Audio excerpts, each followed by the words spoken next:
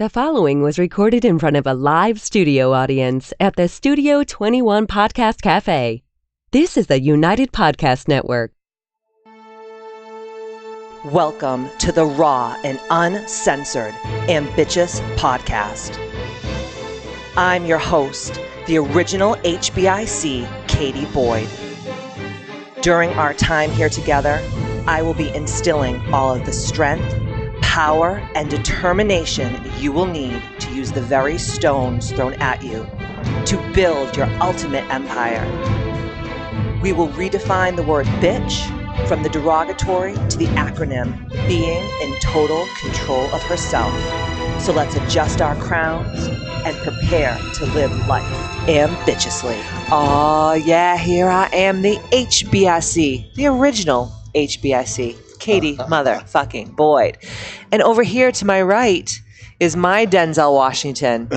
Roll the plane. Oh, roll the plane. Matthew Martin Babine. Are you rolling any planes? We're going to be talking about Matt's near-death experience today.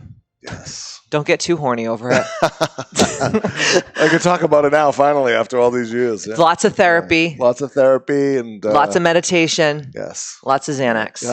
Lots of vodka. In the beginning, absolutely. Oh, I can't wait to get down and dirty with this one.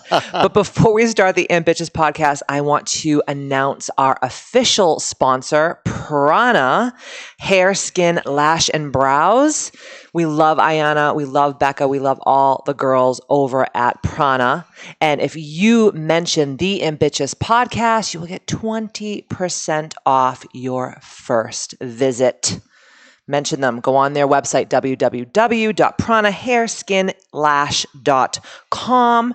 And then don't forget to go on over to www.kbmfc.com, my website, Katie Boyd's Misfit Club. Sign up for our weekly newsletter. It's free, it's amazing, it's inspirational, and will also keep you up to date with everything going on, all the events coming down the pipeline. Awesome. We have some amazing masterminds coming up, some great retreats all over the world, and business with soul summits, sound healings, all kinds of good stuff. Ambitchious 28 will be coming out soon. That's going to be incredible. A 28-day full-on reboot of every part of your life so that you can truly live life ambitiously. And last but not least, I'm just going to remind you, stop being lazy mofos and get on over to iTunes and give us a 5-star and written review. You have no idea how much this helps the Ambitchious movement, really. Absolutely. And if you do that and I see your name, you are going to get a $100 gift certificate to use towards anything KBMFC and Ambitchious related. Sounds good? So, sounds really good. Matt and I were talking today about his near-death experience. Yes. And we had just come home from a retreat, and we met some incredible, amazing people. It was amazing. Absolutely incredible. And we got to talking. We had a couple glasses of wine with some of the girls who attended our retreat. And I don't even know how we got on it, but Matt started talking about his near-death experience and how this near-death experience totally shifted him.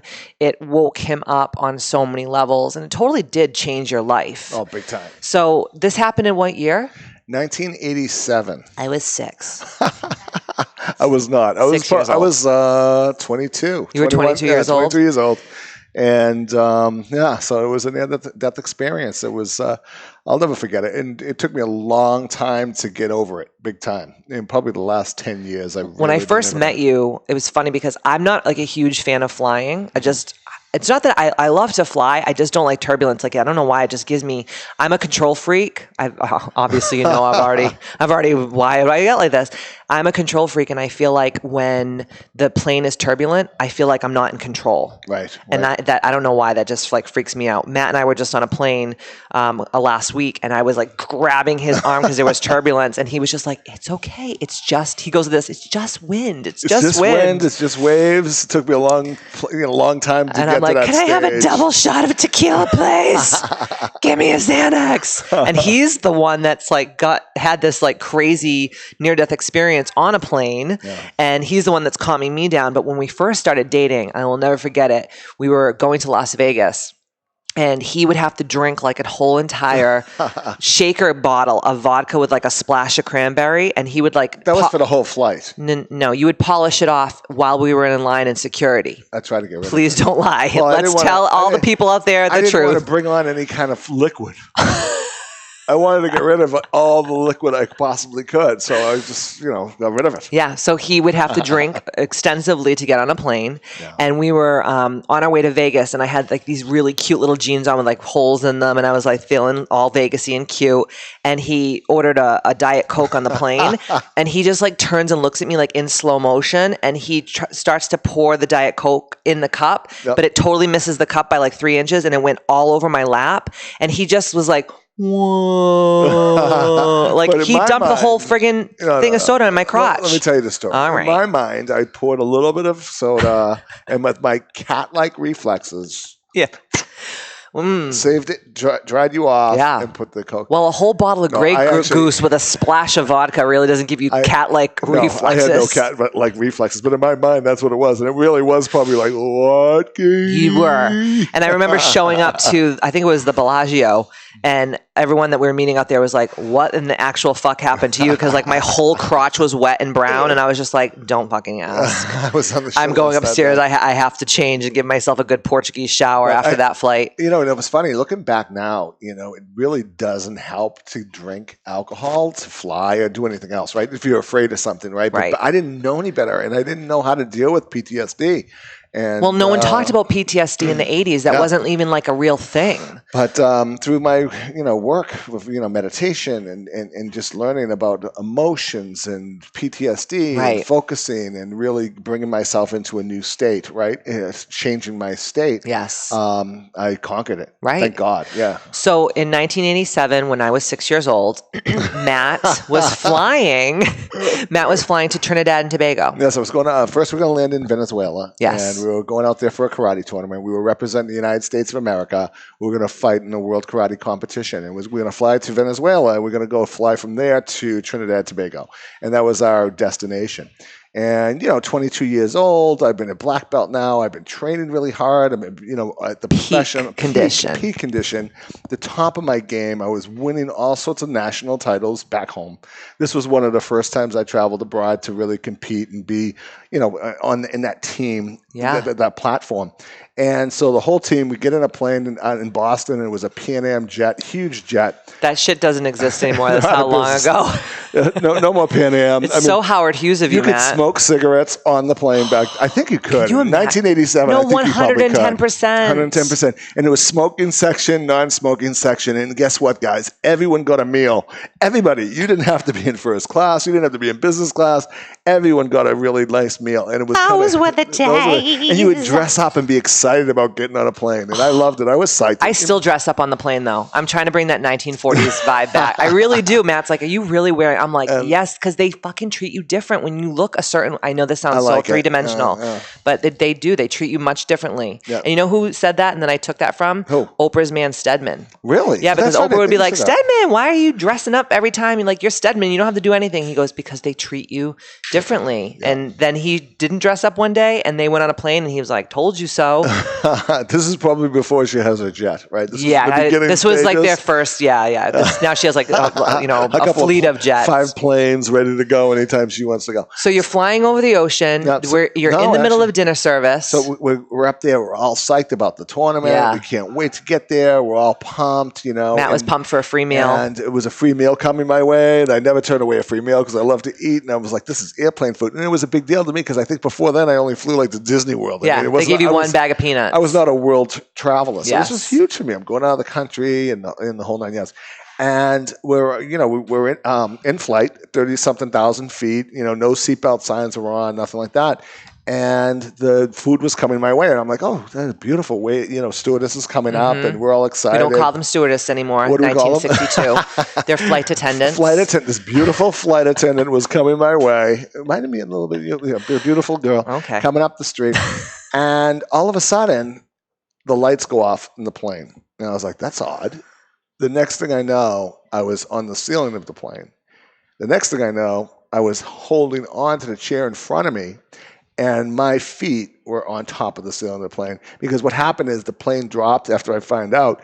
We dropped 10,000 feet because of wind shear and went into a nosedive. And we were going to crash basically in the middle of the ocean. And what is happening when this is happening? So you're holding onto the seat. Yep. So I'm your holding feet on are to up the in the seat. air. Everyone's ass over tea kettle. I dropped. I went up in the air, hit my head on the ceiling, came down, smashed my mouth on the armrest, right? So I'm bleeding, dazed and confused. I'm trying to hang on. All you hear is screaming throughout the cabin, pitch dark. You don't know if you're up or down. All you hear is the engine screaming, all the way down. And you're on top of the seat in front of you holding down because the plane is actually in that position. My asshole is puckering right now, and I've heard this story 3 million times. And it's like... It was melee. Melee. And I think that everyone was just bumping around because everyone was just being thrown amongst the cabin because there's nothing to hold on to. Right. Really, right? So and no one's seat belted in because you were literally flying perfectly 30-something thousand feet in the middle of dinner service. Everyone's enjoying their cocktails, getting their fucking wedding chicken. Yeah, nobody had, it was not a bump in the sky. I mean, it was so smooth. So that's why it really took everybody off jarring, guard, right? So we dropped, and I'm hanging on there, and I'm like, what the fuck? I'm gonna die. This is it. And you hear the pilot, we're gonna be crashing in the ocean. So hold on, get on, whatever, get in your position, the crash position. And it was absolutely crazy. So I'm like, holy fuck. I'm going to die today. This is how it's going to happen. I'm 22 years old. I'm at my peak of my physical fitness. It was so important to me. This competition was so important to me. I was working so hard, and now I'm like, I'm just going to die here in the middle of the ocean.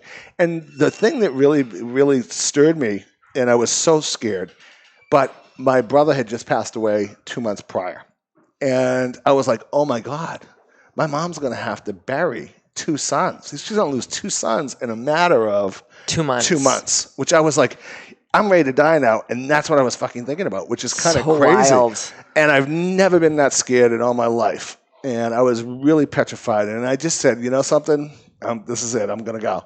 And right when I knew that was going to happen, because you can't tell. It's pitch black. I don't know if I was this far from the water, thousands of feet from the water, or, ready to just impact. Yes. Because time is skewed, right? Yes. So you're hanging on to the seat. And then finally, all of a sudden, when I really just said, this is it, I'm going to die, I just felt this amazing peace come over my body.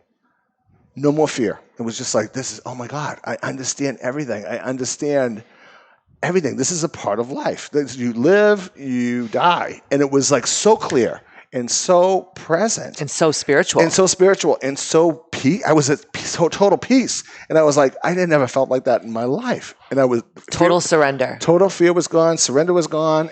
Everything. It was not, there was no more fear, and which I couldn't believe.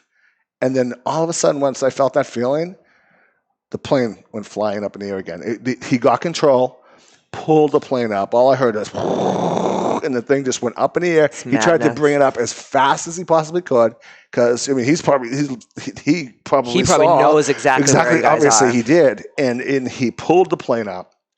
The lights went on, and he got control of the aircraft. The pilot came out after a while, after he got control, left the co-pilot, the co-pilot, in charge of the plane. Right. And he's just looking around the cabin. He's like, what the fuck? He's like, this is not good. There were some physicians on board, and they were triaging people, and people were all messed up. One of the beautiful stewardesses, the flight attendants that I told you about, flight attendants.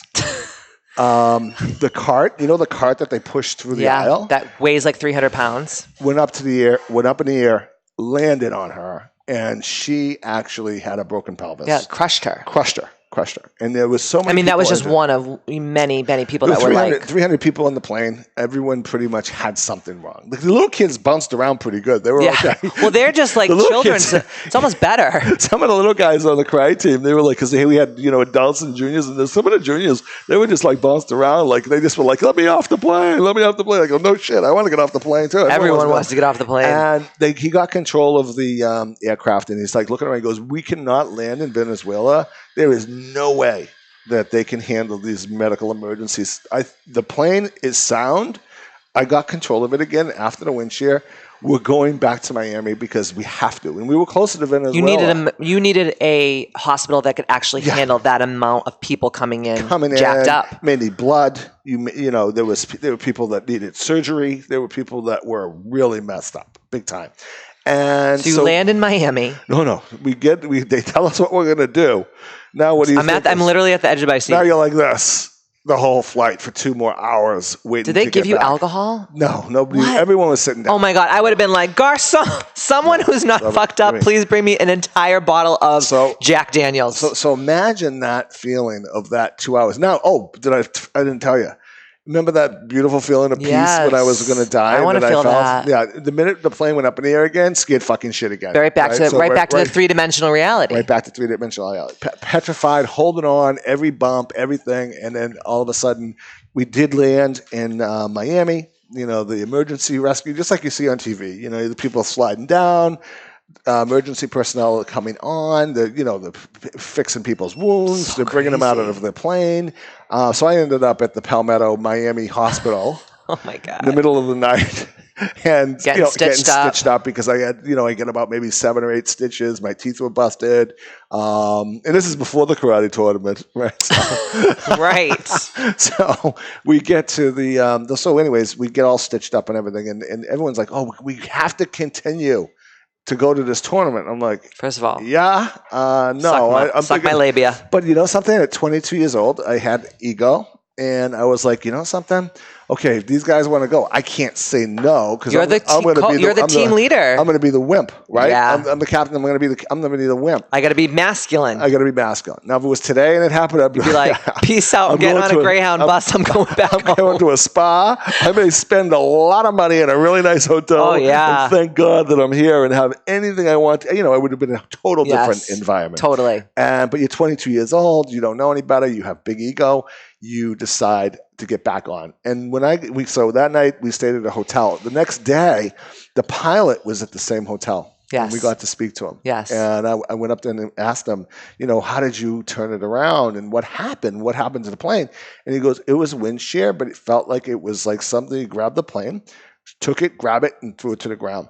And he said, there's points in the engine where, wind has to go over the wings a certain way and has to go over the engines a certain way. If it doesn't, you're in almost like free fall and you can't control if it's not going a certain speed. And he goes, at a certain time, I thought I wasn't going to be able to get it out. Come to find out, this guy was a Korean war hero. Thank God. He was probably like 64, 65 years old with so much experience. He saved the whole plane. Wow. He really did. And I was like, can I buy you anything? Absolutely. It was pretty cool. So you guys all then, in turn, got back on another frickin' plane to go to now Venezuela and then another plane to go to Trinidad and Tobago to fight. Yes.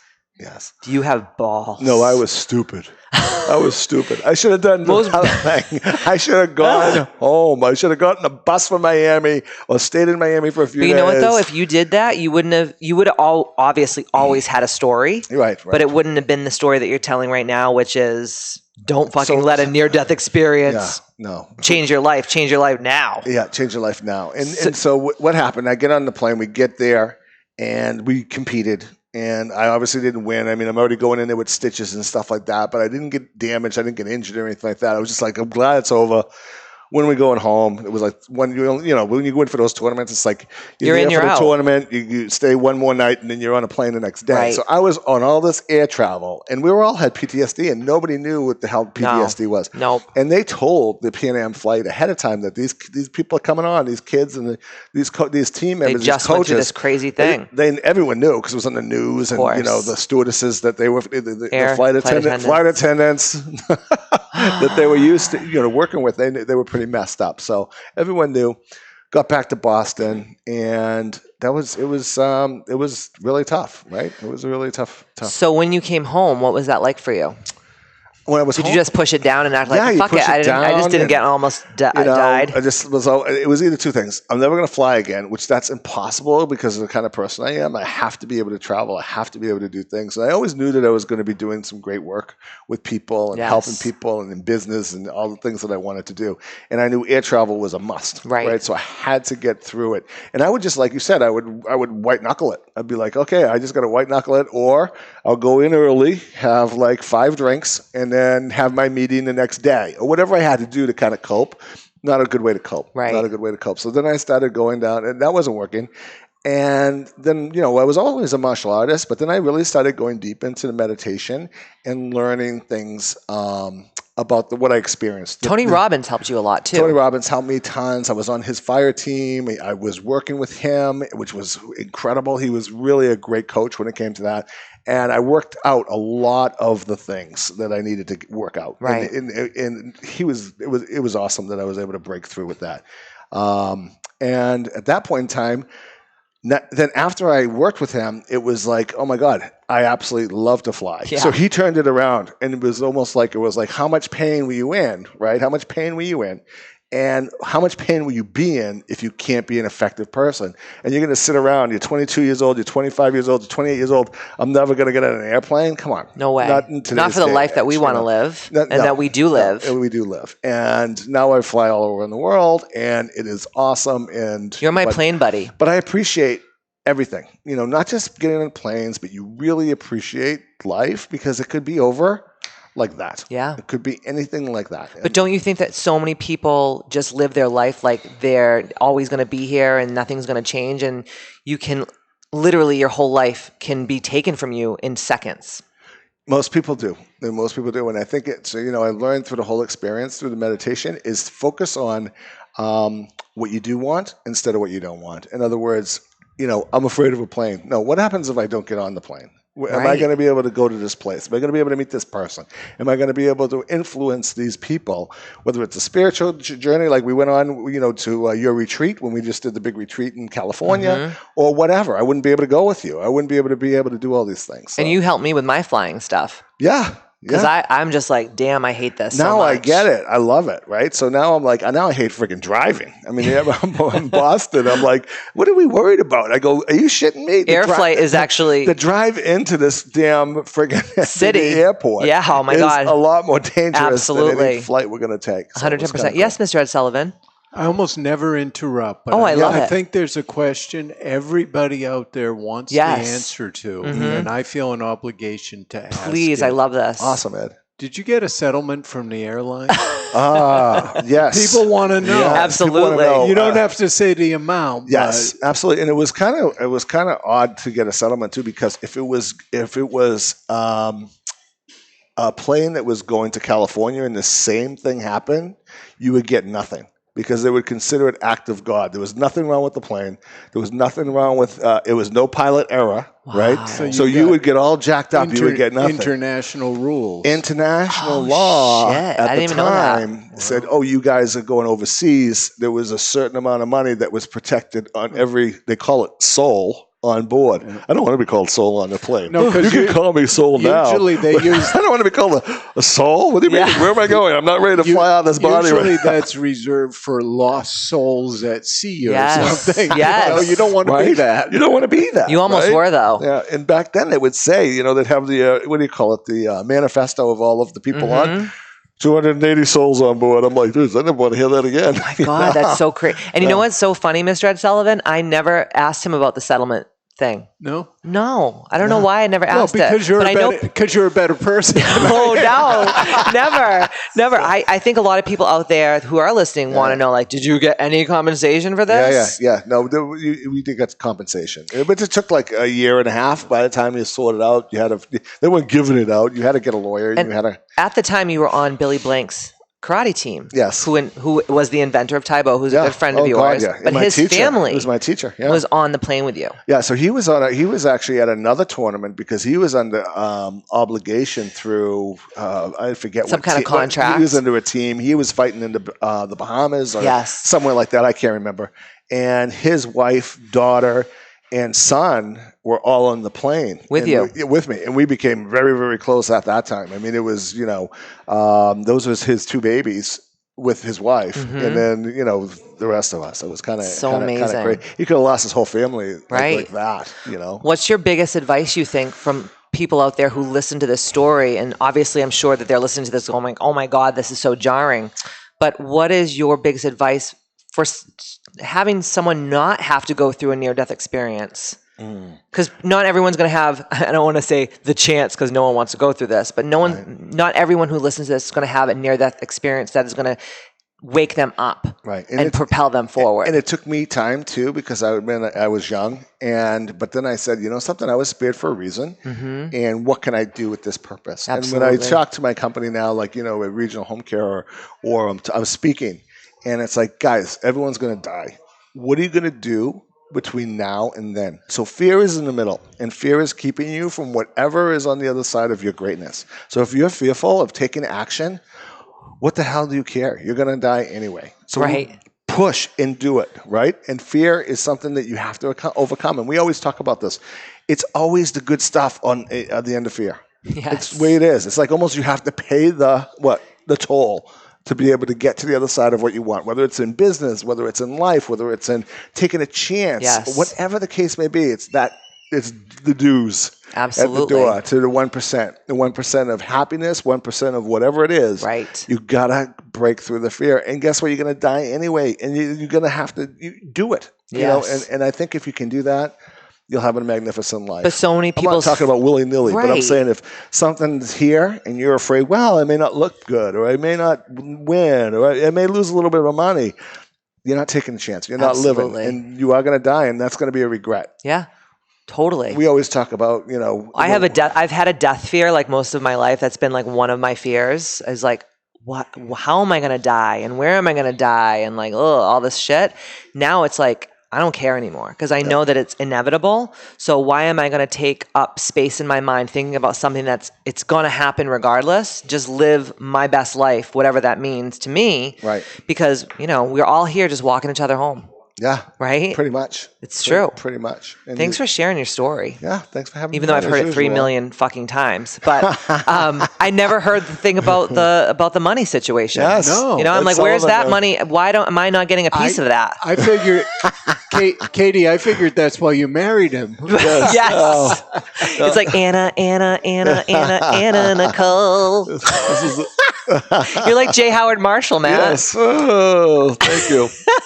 Not quite, thank God. This is really an awesome story, and thank you so much for sharing it out there with all of our ambitious ladies and gentlemen. You're very welcome. I appreciate it, and it's brave, Thank you to all of you for being crusaders to this ambitious movement. And like I always say, see you next Tuesday. Ow! Good job, man.